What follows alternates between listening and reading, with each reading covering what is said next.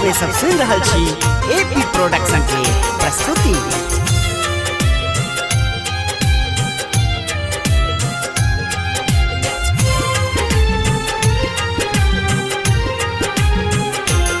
एहन सुंदर मिथिला धाम दोसर पायब कोने ठाम, एहन सुंदर मिथिला धाम दोसर पायब कोने ठाम। दुल्हा दुल्हन सीताराम जनकपुर में, दुल्हा दुल्हन सीताराम जनकपुर में, दुल्हा दुल्हन सीताराम जनकपुर में।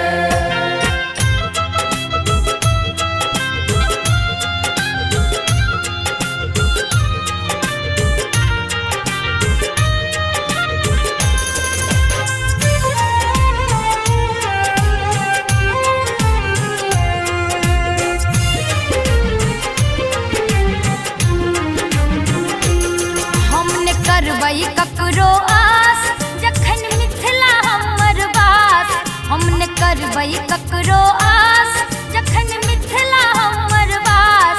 हमर बहिन बस खास जनकपुर में, दुल्हा दुल्हन सीताराम जनकपुर में, दुल्हा दुल्हन सीताराम जनकपुर में।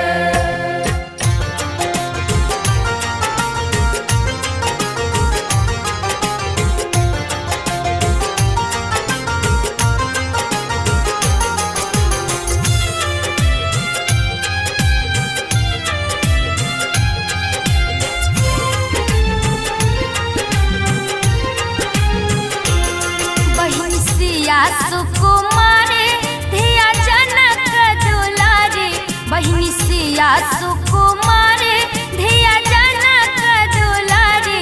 राम जी कैलन ससुरारी जनकपुर में, दुल्हा दुल्हन सीताराम जनकपुर में, दुल्हा दुल्हन सीताराम जनकपुर में।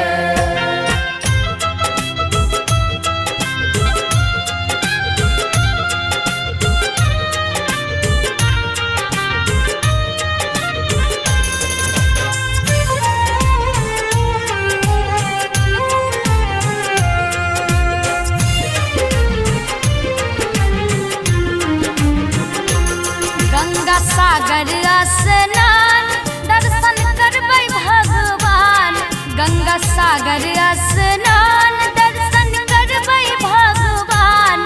पढ़बै मिथिला पुराण जनकपुर में, दुल्हा दुल्हन सीताराम जनकपुर में, दुल्हा दुल्हन सीताराम जनकपुर में।